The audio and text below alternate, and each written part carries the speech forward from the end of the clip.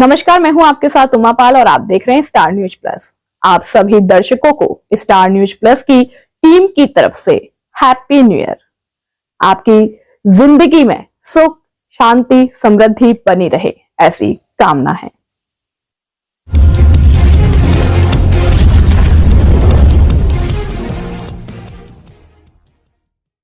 बिहार की सियासत में इस समय सबसे ज्यादा चर्चा नीतीश कुमार की है। कहा जा रहा है कि 14 जनवरी के बाद वो कभी भी पलटी मार सकते हैं। इस तरह की खबरों को जोर उनकी चुप्पी से भी मिल रहा है। बात बात पर सफाई देने वाले नीतीश अब मौन नहीं तोड़ रहे हैं।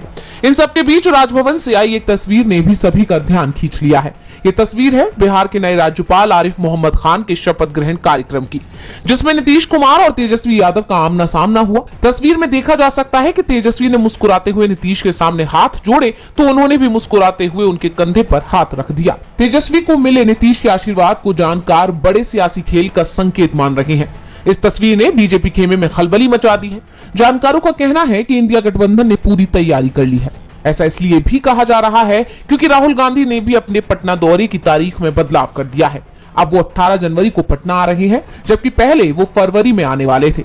इसके बाद से कहा जा रहा है कि बिहार में कुछ बड़ा होने वाला है, लेकिन बिहार में इसके साथ ही बीपीएससी का मुद्दा भी जोरों से गरमाया हुआ है।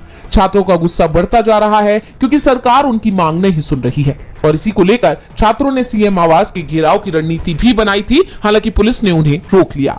अब 6 जनवरी को आगे की रणनीति बनेगी। वहीं महागठबंधन छात्र संगठन ने मांग पूरी नहीं होने पर 6 जनवरी को पूरे राज्य में विरोध प्रदर्शन का ऐलान किया है। राजद नेता और विपक्ष के लीडर तेजस्वी यादव ने भी छात्रों को समर्थन दिया था।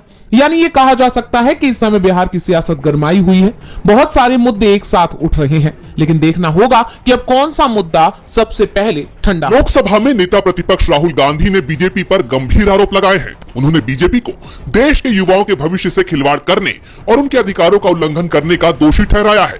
राहुल गांधी ने अपने एक्स अकाउंट पर एमपी कांग्रेस के एक पोस्ट को शेयर करते हुए लिखा, भाजपा भारत के युवाओं का बिल्कुल एकलव्य जैसा अंगूठा काट रही है, उनका भविष्य मिटा रही है।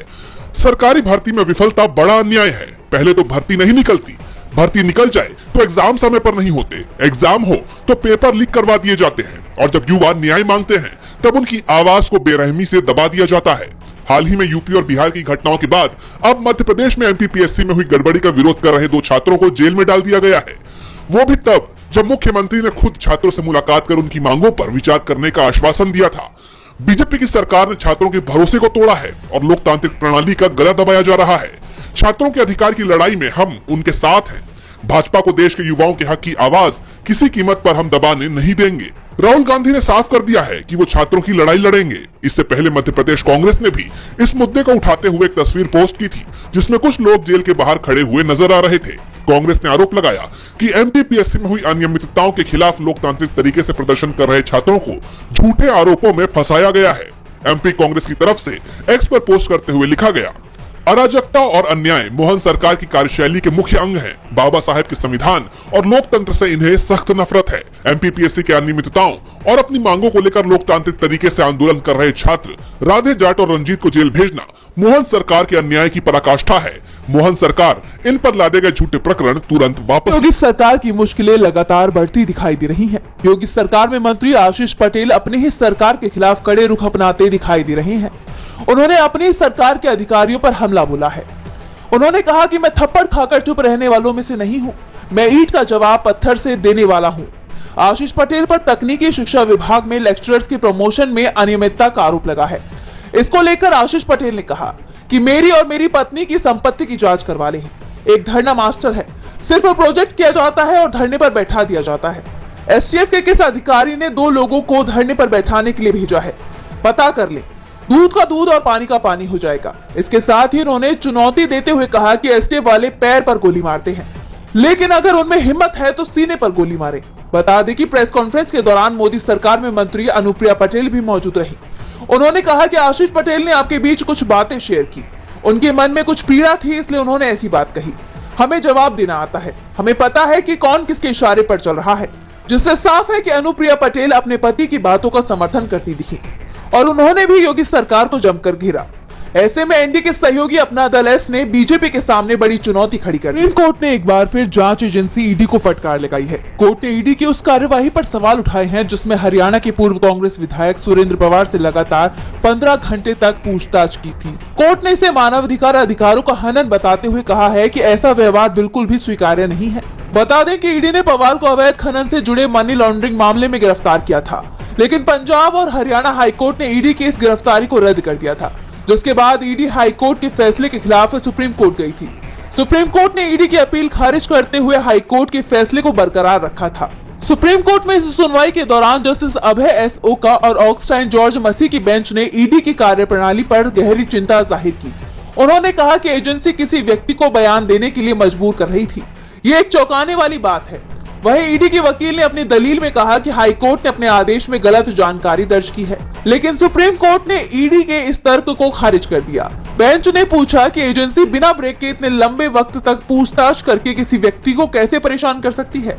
बता दें कि ईडी ने पूर्व कांग्रेस विधायक सुरेंद्र पवार से 20 जुलाई 2024 को 24 घंटे 40 मिनट तक पूछताछ लेके भोजशाला मंदिर और कमल मौला मस्जिद के बीच चल रहे विवाद की सुनवाई अब सीजेआई संजीव खन्ना की पीठ में होगी। भोजशाला को लेकर हिंदू और मुस्लिम समुदाय के बीच लंबे समय से धार्मिक अधिकारों को लेकर विवाद चल रहा है। पिछले साल अप्रैल में सुप्रीम कोर्ट ने भारतीय पुरातत्व सर्वेक्षण यानी एएसआई को साइट का सर्वेक्षण करने की अनुमति दी थी। कोर्ट ने निर्देश दिया था कि बिना उसकी अनुमति के सर्वेक्षण रिपोर्ट के आधार पर कोई कार्रवाई नहीं की जाए। इसके साथ एएसआई को परिसर में ऐसी कोई भी खुदाई नहीं करने का भी निर्देश दिया जिससे संरचना के चरित्र में बदलाव हो सकता है। लेकिन अब जब इस मामले की सुनवाई हुई तो जस्टिस ऋषिकेश रॉय और एसबीएन भट्टी की पीठ ने कहा कि इस मामले को पूजा स्थल अधिनियम को चुनौती देने वाली याचिकाओं के साथ जोड़ा जाना चाहिए। पूजा स्थल विधेयक की वैधता को चुनौती देने वाली याचिकाओं पर इस समय सीजेआई संजीव खन्ना की अध्यक्षता वाली पीठ सुनवाई कर रही है, यानी अब धार विवाद की सुनवाई भी सीजेआई की ही पीठ करेगी।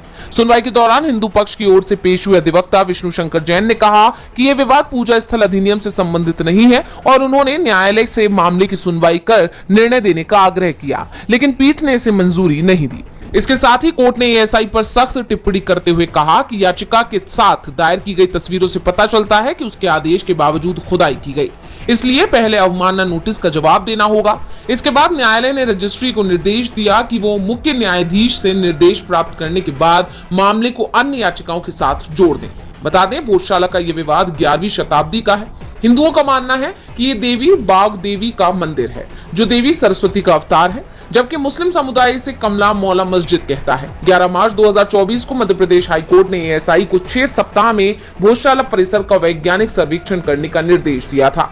हाईकोर्ट के आदेश को सुप्रीम कोर्ट ने भी हरी झंडी दिखा दी। विधानसभा चुनाव को लेकर सियासी सुगबुगाहट तेज हो गई है।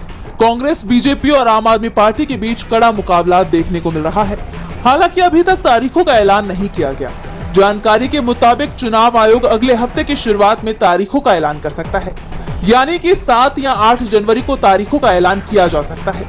ऐसे में कहा यह भी जा रहा है कि 8 से 10 फरवरी के बीच मतदान और 12 फरवरी तक नतीजे घोषित होने की संभावना है। दिल्ली में एक ही चरण में मतदान करवाए जा सकते हैं, वो इसलिए क्योंकि मुख्य चुनाव आयुक्त का कार्यकाल 18 फरवरी को समाप्त हो रहा है। इसलिए 23 फरवरी से पहले नई विधानसभा का गठन सुनिश्चित करना जरूरी है। इसके साथ ही दिल्ली में 6 जनवरी तक केंद्रीय चुनाव आयोग नई वोटर लिस्ट जारी करेगा। दिल्ली चुनाव से पहले मतदाता सूची को लेकर विवाद भी सामने आ रही है। आम आदमी पार्टी और बीजेपी एक दूसरे पर मतदाताओं के नाम कटवाने के आरोप लगा रही हैं। दिल्ली के पूर्व मुख्यमंत्री अरविंद केजरीवाल ने आरोप लगाया है कि उनके निर्वाचन क्षेत्र में हजारों नाम हटाए और जोड़े गए हैं, जिससे लगभग 12% वोट बदल सकते हैं। केजरीवाल ने बीजेपी पर कई सवाल खड़े कर दिए हैं। ऐसे में बीजेपी बुरी तरह से घिरती दिखाई दे रही है। भारत और बांग्लादेश के बीच रिश्ते तेजी से खराब हुए हैं। एक तरफ बांग्लादेश में अल्पसंख्यकों पर हमले लगातार हो रहे हैं, जिसे लेकर भारत बांग्लादेश पर सवाल उठा चुका है, तो दूसरी तरफ बांग्लादेश रिश्तों को बिगड़ने के पीछे शेख हसीना को जिम्मेदार मान रहा है, जो इस समय भारत की शरण में है। बांग्लादेश की पूर्व पीएम शेख हसीना के प्रत्यर्पण की मांग कर रहा है, जिसे लेकर भारत के विदेश मंत्रालय का बयान सामने आया है। विदेश मंत्रालय के प्रवक्ता रणधीर जायसवाल ने इस पर प्रतिक्रिया देते हुए कहा कि 1 हफ्ते पहले मैंने इस बात की पुष्टि की थी कि हमें बांग्लादेशी अधिकारियों की ओर से शेख हसीना के संदर्भ में एक संदेश मिला था। इसके अलावा इस समय मुझे इस मुद्दे पर कुछ और बात जोड़ने की जरूरत नहीं है। बता दें कि बांग्लादेश में तख्ता पलट के बाद से शेख हसीना ने हिंदुस्तान में शरण ले रखी है और इस तख्ता पलट के बाद से दोनों देशों के बीच में संबंध लगातार खराब होते जा रहे हैं। इस बीच बांग्लादेश ने हाल ही में हिंदुस्तान से शेख हसीना के प्रत्यर्पण की मांग की थी। बता दें कि ये प्रत्यर्पण अनुरोध 23 दिसंबर को नई दिल्ली स्थित बांग्लादेश उच्चायोग ने विदेश मंत्रालय को एक वर्बल नोट के जरिए जारी किया था, जिसे लेकर हिंदुस्तान की तरफ से अब तक कोई जवाब नहीं आया था। लेकिन अब इस पर विदेश मंत्रालय ने आखिरकार चुप्पी तोड़ दी है। वहीं हिंदुस्तान ने शेख हसीना के प्रत्यर्पण की मांग को राजनीतिक बताया है। हिंदुस्तान सरकार की तरफ से दावा किया जा रहा है कि प्रत्यर्पण कोई साधारण प्रक्रिया नहीं है और ऐसा अनुरोध करने और प्राप्त करने वाले दोनों पक्षों की कुछ जिम्मेदारियां होती हैं। जिस व्यक्ति के प्रत्यर्पण का अनुरोध किया गया है उसके पास भी विकल्प होते हैं। उन विकल्पों का अभी तक इस्तेमाल नहीं किया गया है। बता दें कि 2013 की भारत बांग्लादेश प्रत्यर्पण संधि में ऐसे प्रावधान शामिल हैं जिनके तहत प्रत्यर्पण अनुरोध को ठुकराया जा सकता है।